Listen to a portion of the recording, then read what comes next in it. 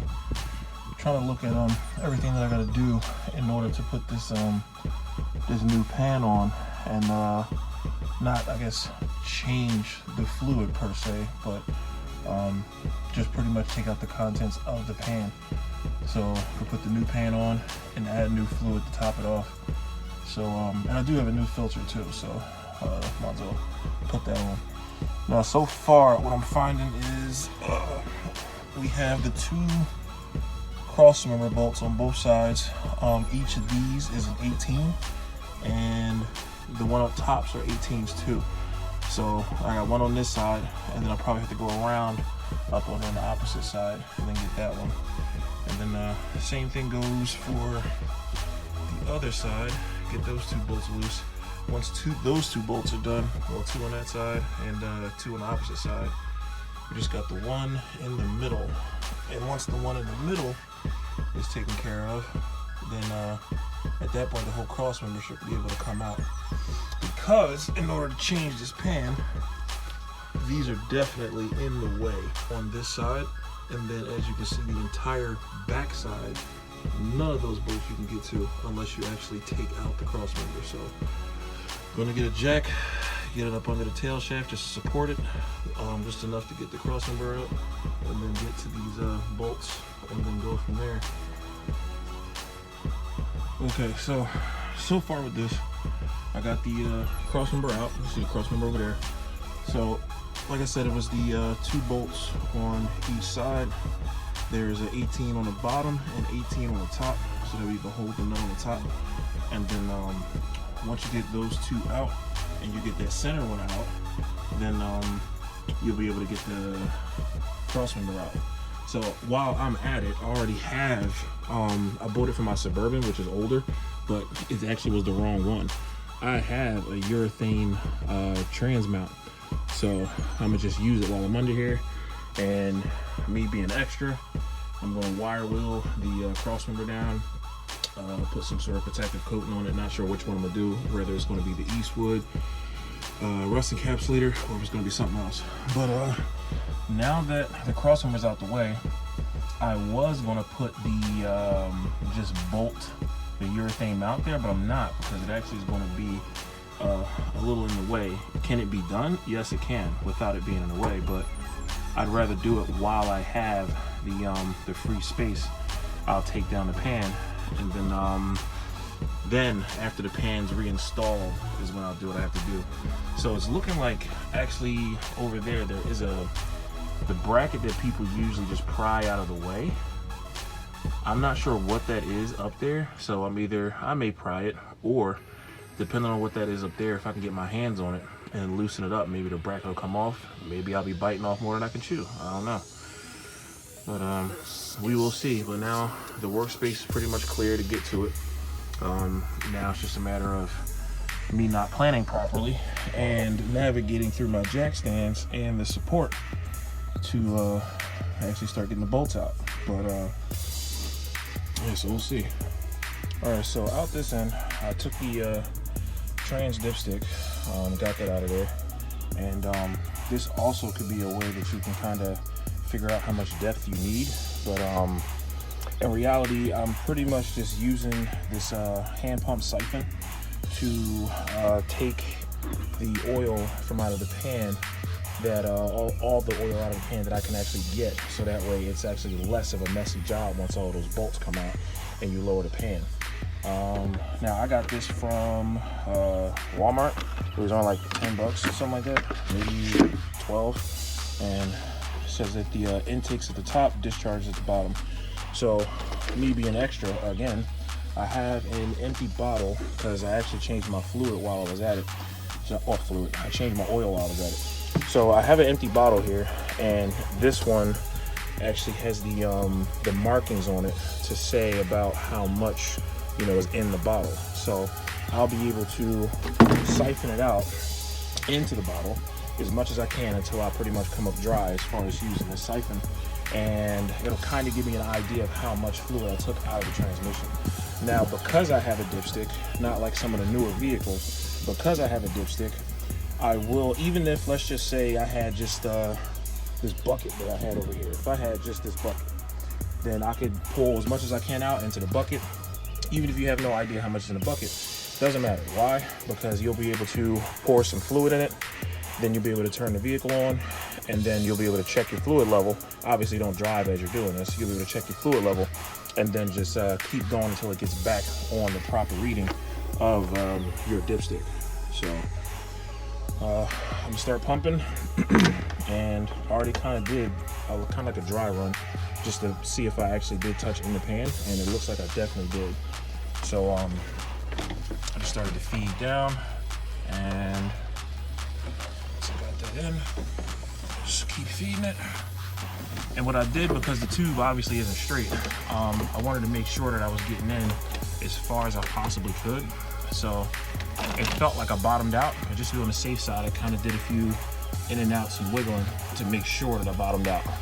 And it looks like I just got a little more out of it. So I believe now that I'm bottomed out into the bottom of the pan. So at this point, I'm just gonna start hand pumping and getting it out of there. All right, so far I'm still going. That's just set up. I got about a little over 2 quarts out of it now.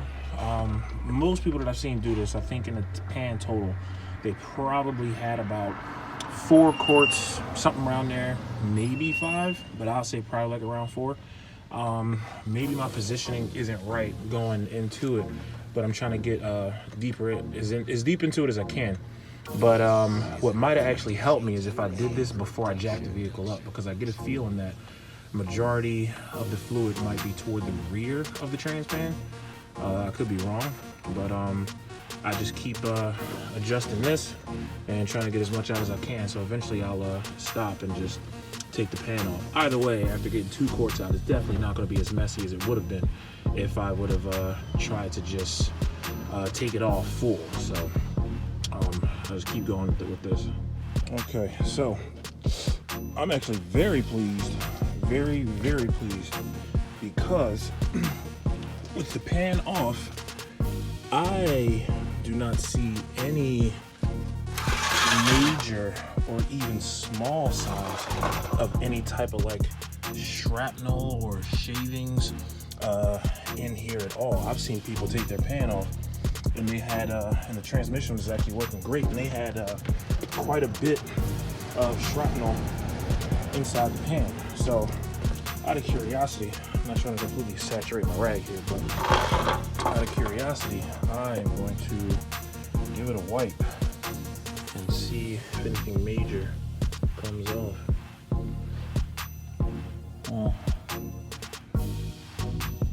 If it is very fine, very fine.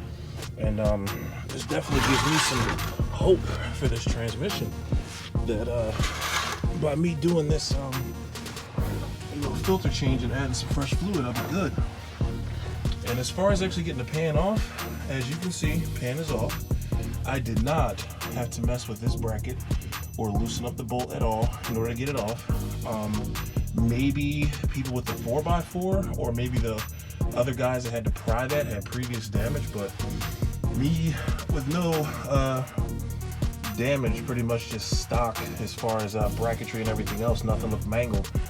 It just came right off. Took off all of the bolts, and it made it a lot easier, because as you saw, once I siphoned, me siphoning it out, I got about 3 quarts out of it. So me siphoning it out definitely made it a lot cleaner of a job. I still have a big pan here, just in case, because you never know. But it definitely made it quite simple. So now the goal is pop out that filter, get the filter off, put in a new filter, and then start prepping to put the new pan on.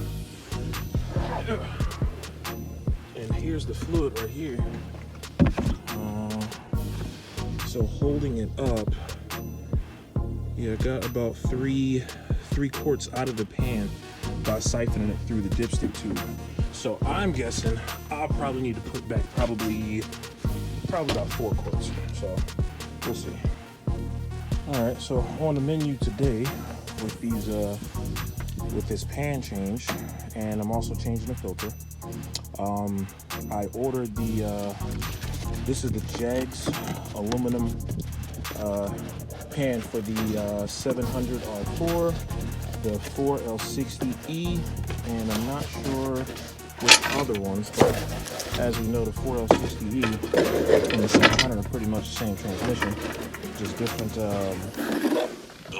One's a little more electronic than the other. There we go, 700 R4 and 4L60E. Boom. So let's check it out. And now I did want to go with a deep pan to help with cooling, a deep aluminum pan. But the thing is, eventually we're going to be upgrading to an 80E inside of this truck. And I didn't want to spend that kind of coin on a deep pan for a transmission that I wasn't even going to be running in the long run. Now this pan is deeper than the actual factory pan, and hopefully the fact that it is aluminum will help it cool a bit better than the stamped steel. And this gasket I probably will end up using, because the gasket that comes with the the filter itself, the filter gasket, I'm not sure how good this one is. I'm probably almost guaranteeing that it's going to be a cork filter. And this one is the AC Delco. And let's see. And voila. Yep. Now, I'm not going to completely bash the cork.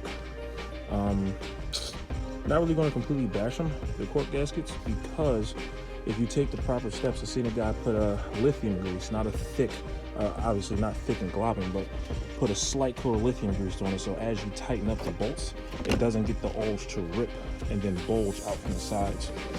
So,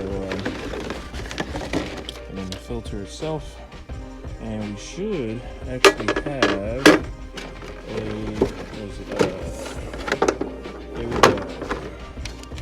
this is the rubber grommet, so I'm going to have to reach up into the trans once I actually pop everything off.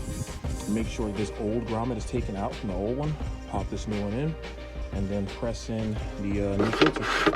And we'll be good to go from there. Okay, so here's the side-by-side with the old pan off, and that's the old filter. And surprisingly, when it actually comes to lifting it up, but then again, I don't know if it's that much of a surprise.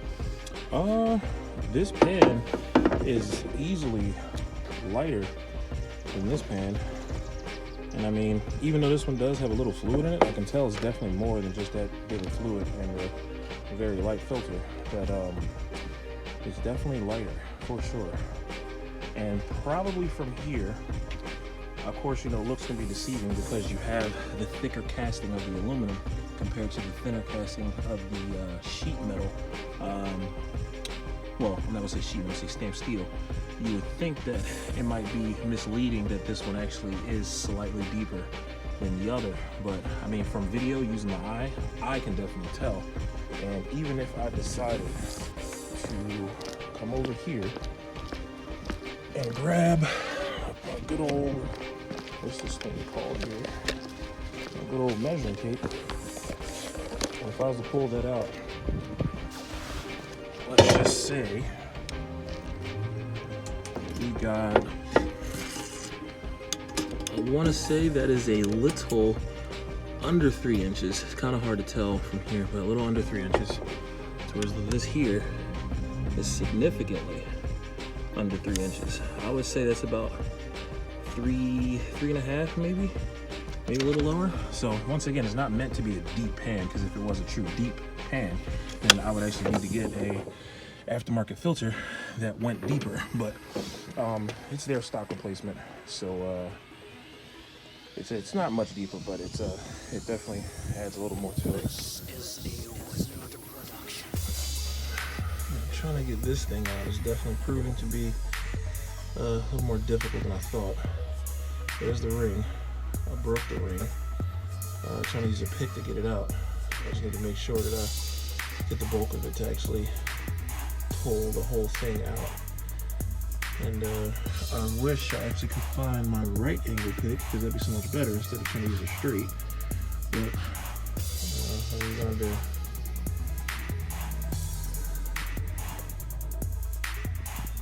Okay, so now I have the seal for the oil filter out. and it definitely was a little deceiving, because I went in thinking the rubber that I was poking out was the seal itself, but I kind of had a feeling that that's not the case, because it kind of comes with a, I want to say it's kind of like a hard sleeve, and I was correct. It was a hard sleeve on the inside. I would highly recommend watching an actual video that will get into detail about that, because literally that's what I did midway through this. But once I did replace it, now I have the new oil filter on, and next step is going to be to clean up the surface area. It's not anywhere else around the trans, which is weird. It's only in the back right there, and it's also on the side here. So once I clean those off, then I'll go to bolting the new panel.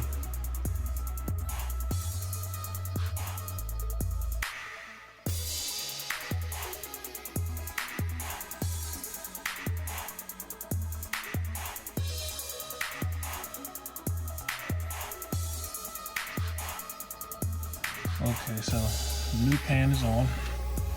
All the bolts are in. There are Allen keys for the Jegs pan, and got them all snugged down. You don't want to go super crazy. You can actually look it up to see what the actual torque specs are. Did I do the actual torque spec? No, I just snugged them down. I've messed up a lot in the past, so I learned how to not screw up. But we'll see. Knowing my luck, it'll probably leak.